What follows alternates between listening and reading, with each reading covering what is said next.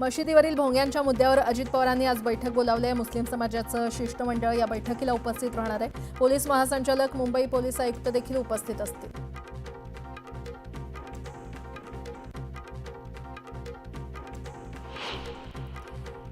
स्वामी समर्थनगर ते विक्रोळी मेट्रो 6 मार्गिकेच्या कारशेडचा तिढा अद्याप सुटला नसल्यानं प्रकल्पाच्या कामाला मोठा विलंब झालाय। त्यातून या मेट्रो मार्गिकेसाठी सल्लागाराला मुदतवाढ देण्याची वेळ मुंबई महानगर प्रदेश विकास प्राधिकरणावर आली आहे आणि त्यातून या सल्लागाराच्या कामाचा खर्च तब्बल 39.61% वाढून 104 कोटी रुपयांवर गेलाय। हा खर्च तब्बल 29 कोटी रुपयांनी वाढलेला आहे।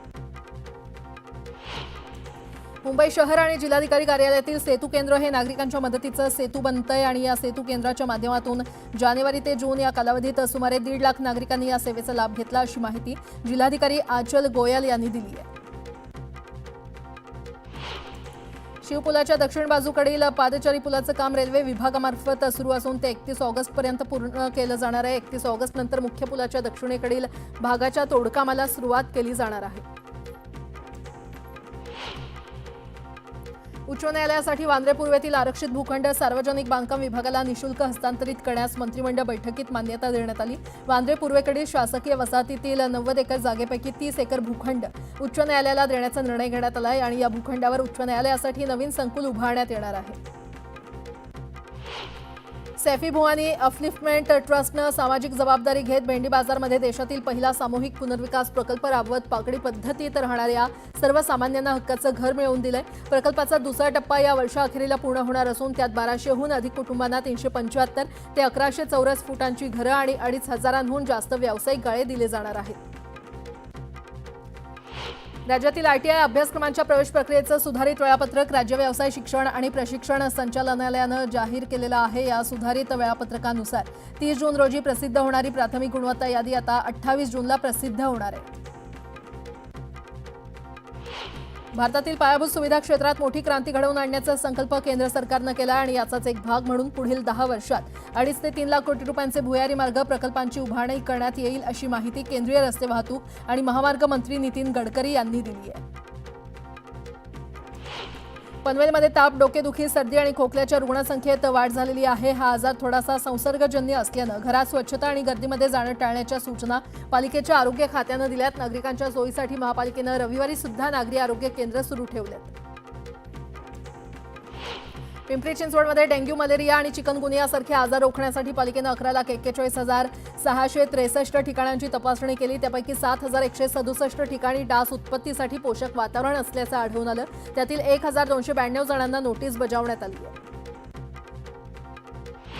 इयत्ता 11वीच्या प्रवेशाच्या प्रक्रियेतील पहिल्या नियमित कॅब फेरीतील निवड यादी गुरुवारी जाहीर होणार आहे। या दिवशी विद्यार्थ्यांना प्रवेशासाठी मिळालेल्या महाविद्यालयांची निवड यादी आणि पहिल्या फेरीचा कट ऑफ जाहीर केला जाणार आहे।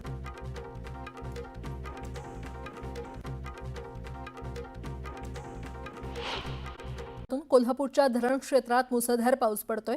या पावसामुळे पंचगंगा नदीच्या पाणी पातळीमध्ये गेल्या 24 तासात 5 फूट 9 इंचाची वाढ झालेली आहे।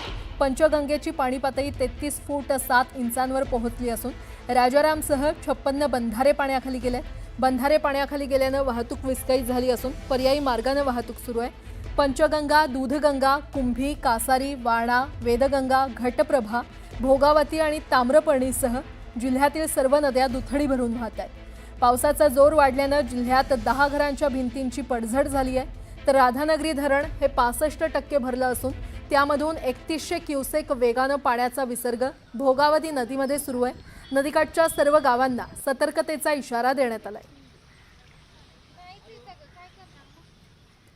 आणि आता थेट कोल्हापुरात जाणार आहोत। आमचे प्रतिनिधी ज्ञानेश्वर साळोखे तिथून आपल्याला अधिकची माहिती देतील। ज्ञानेश्वर, धरण क्षेत्रामध्ये कोल्हापूरच्या मुसळधार पाऊस सुरू आहे, काय सद्यस्थिती आहे तिकडे?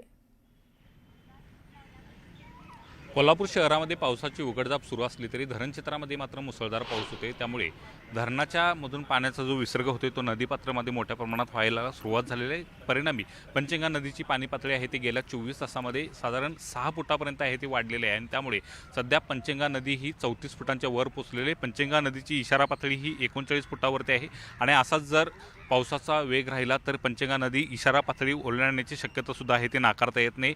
एकूणच पाहायला गेलं तर जिल्ह्यातले सगळ्याच नद्या आता दुथडी भरून वाहायला सुरुवात झालेली आहे। पंचगंगा नदीनं काल सायंकाळीच आहे ते आपलं पात्र सोडलेलं आहे आणि इतर आता भागामध्ये ती विस्तारताना आपल्याला दिसून येते। अशाच पद्धतीच्या अनेक नद्या आहेत त्या सुद्धा आता दुथडी भरून वाहायला लागल्यात। अनेक ठिकाणचे बंधारे आहेत ते जवळपास 37 ते 38 बंधारे पाण्याखाली गेलेले आहेत आणि त्यामुळे वाहतूक व्यवस्था सुद्धा विस्कळीत झालेली आहे। पावसामुळे अनेक घरांची पडझड झालेली आहे, सुमारे 10 घरांची पडझड झाल्याचा अहवाल आहे ते जिल्हा प्रशासनाने दिलेला आहे। सोबतच आहे ते पनोरो या रस्त्यावरती दरड कोसळली आहे ती हटवण्याचं काम प्रशासनाच्या वतीने सध्या सुरू आहे। यासोबतच भूस्खलन आहे ते सुद्धा राधानगरी तालुक्यातल्या एका गावामध्ये होते आणि त्या ठिकाणी सुद्धा तहसीलदारांनी भेट देऊन आहे ती परिस्थितीची पाहणी केलेली आहे। पावसाचा जोर आहे ते धरण क्षेत्रामध्ये वाढतोय आणि त्यामुळे या भागातल्या नागरिकांना सतर्कतेचं आवाहन आहे ते जिल्हा प्रशासनाने केलेलं आहे। कोणत्याही पद्धतीनं धोका पत्करू नका अशा पद्धतीचं आवाहन आहे ते जिल्हा प्रशासनाच्या वतीने करते। मात्र एकूणच पाहायला गेलं तर पावसाचा जोर आणखीन कायम राहिला तर मात्र कोल्हापूरला यावर्षी सुद्धा पूर येण्याची शक्यता आहे ती नाकारता येत नाही। सध्या पंचगंगा नदी आहे ती 34 फुटांच्या वर वाहते, आणखीन 4 ते 5 फुटांची पाणी पातळी वाढली तर पंचगंगा नदी आहे ती इशारा पातळी गाठण्याची शक्यता नाकारता येत नाही। त्यामुळे जिल्हा प्रशासन या सगळ्या बाबीवरती आता सज्ज झाल्याचं दिसून येत आहे। ठीक आहे, धन्यवाद या सविस्तर माहितीसाठी। आणि आता बातम्या पाहणार आहोत वेगवान स्वरूपात। गेल्या 10 ते 12 दिवसांपासून भाववाढ झालेल्या सोन्याच्या भावात मंगळवारी 2,000 रुपयांची घसरण झाली आणि यामुळे सोनं 97,400 रुपयांवर आलं। तसंच चांदीच्या भावातही 500 रुपयांची घसरण होऊन ती 1,07,000 रुपयांवर आली आहे।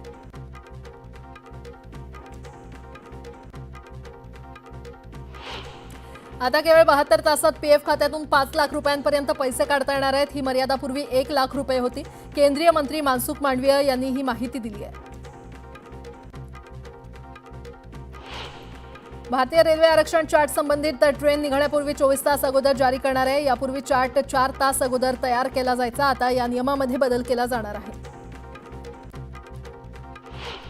एसटी बसचं तिकीट काढण्यासाठी आता मुंबई वन कार्डचाही वापर करता येणार आहे। मेट्रो, मोनो, रेल्वे पाठोपाठ एसटीनं देखील हा निर्णय घेतलाय। हे कार्ड मुंबई महानगर प्रदेशात लवकरच लागू होणार आहे। भारतीय रेल्वेवरील लांब पल्ल्याच्या रेल्वेगाड्यांच्या प्रवासी तिकीट दरात वाढ करण्याचा निर्णय रेल्वे प्रशासनानं घेतलाय। लांब पल्ल्याच्या रेल्वेगाडीच्या विना वातानुकूलित प्रवासी दरात 1 पैसा आणि वातानुकूलित लांब पल्ल्याच्या रेल्वेगाडीच्या वातानुकूलित प्रवासी दरात 2 पैशांची वाढ केलेली आहे। अनुसूचित जमातीच्या विद्यार्थ्यांच्या वसतिगृहांमध्ये प्रवेश घेणाऱ्या विद्यार्थ्यांना शासनामार्फत दिल्या जाणाऱ्या निर्वाह आणि आहार आणि शैक्षणिक साहित्य खरेदीच्या भत्त्यामध्ये वाढ करण्यात आलेली आहे। आदिवासी वसतिगृहातील विद्यार्थ्यांचा भत्ता दुप्पट करण्यात आलाय। देशात विमानतळ नसलेल्या ठिकाणी हेलिकॉप्टर आणि लघु विमानांच्या उड्डाणांची सुविधा उपलब्ध करून देण्यासाठी लवकरच स्वतंत्र हवाई वाहतूक धोरण राबवण्यात येणार आहे, अशी माहिती केंद्रीय नागरी उड्डाण मंत्री राममोहन नायडू यांनी दिलेली आहे।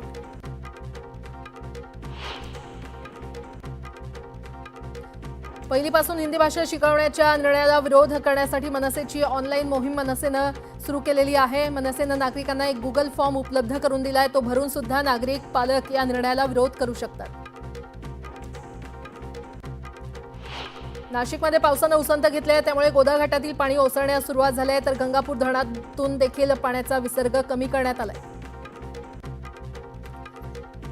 गोंदिया जिल्ह्यामध्ये समाधानकारक पाऊस झालेला नाही आणि त्यामुळे जिल्ह्यातील शेतकरी प्रचंड चिंतेत आहेत। जिल्ह्यात शेतकऱ्यांनी शेतात पेरणीची कामं पूर्ण केली आहेत, मात्र सिंचनाची सोय नसलेले शेतकरी आपल्या शेतात ट्रॅक्टरनं नांगरणी करून बहुतांश शेतकरी आकाशाकडे डोळे लावून बसलेत। पुणे जिल्ह्याच्या खेड आणि शिरूर तालुक्यासाठी वरदान ठरणारं आरळा नदीवरील कळमोडी धरण ओव्हरफ्लो झालंय। धरणातून आरळा नदीत चासकमान धरणासाठी 2000 क्युसेकनं पाण्याचा विसर्ग सुरू करण्यात आलाय। पुणे शहराला पाणीपुरवठा करणाऱ्या खडकवासला धरण साखळी प्रकल्पातील 4ही धरणांमध्ये मिळून 11.27 अब्ज घनफूट एवढा पाणीसाठा आहे। दरम्यान धरणांच्या पाणलोट क्षेत्रातील पाऊस कायम राहिल्यामुळे खडकवासला धरणातून मुठा नदीपात्रात विसर्ग देखील कायम ठेवण्यात आलाय।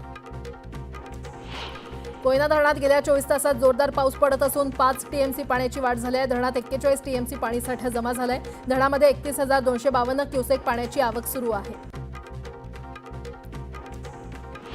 रत्नागिरी, रायगड जिल्ह्यामध्ये गेल्या 2 दिवसांपासून संततधार पाऊस कोसळतोय। रायगड जिल्ह्यामध्ये मंगळवारी सकाळपर्यंत सर्वाधिक पावसाची नोंद झाली आहे। काही भागात 100 मिलीमीटरपेक्षा अधिक पाऊस नोंदला गेला आहे। दरम्यान पुढील 2 ते 3 दिवस या भागात पावसाचा जोर कायम राहणार असल्याचा अंदाज हवामान खात्यानं वर्तवलेला आहे। नागपूरसह विदर्भातील बहुतेक जिल्ह्यात सोमवारी रात्रीपासून रिमझिम पाऊस पडतोय। बुधवार आणि गुरुवारी पावसाचा जोर आणखी वाढण्याचा अंदाज हवामान खात्यानं वर्तवलाय। कोकणात पावसानं दमदार हजेरी लावली आहे. रायगड, रत्नागिरी जिल्ह्यासह नाशिक, पुणे, सातारा आणि कोल्हापूरच्या घाटमाथ्यावरील परिसराला आज ऑरेंज अलर्ट देण्यात आलेला आहे, तर मुंबईसह विदर्भातील जिल्ह्यांना येलो अलर्ट देण्यात आलाय. मुंबई आणि नवी मुंबईतल्या अनेक भागात संततधार पाऊस पडतोय. काही दिवसांपासून दडी मारलेल्या पावसाच्या पुनरागमनानं उकाड्यापासून नागरिकांना दिलासा मिळालाय. मुंबई शहर आणि उपनगरात पावसाचा बऱ्यापैकी जोर आहे. मुंबईत देखील पाऊस अधूनमधून कोसळत असून मध्यरात्री वाऱ्यासह पाऊस कोसळतोय. आज मुंबई शहर आणि उपनगरात आकाश ढगाळ राहणार असून मध्यम ते मुसळधार पाऊस पडण्याची शक्यता हवामान खात्यानं वर्तवली आहे. मुंबईला पाणीपुरवठा करणाऱ्या धरणात समाधानकारक पाणीसाठा जमा झालाय. या धरणामध्ये 28% पाणीसाठा जमा झालाय आणि त्यामुळे आता राखीव पाणीसाठा उचलण्याची गरज राहिलेली नाही.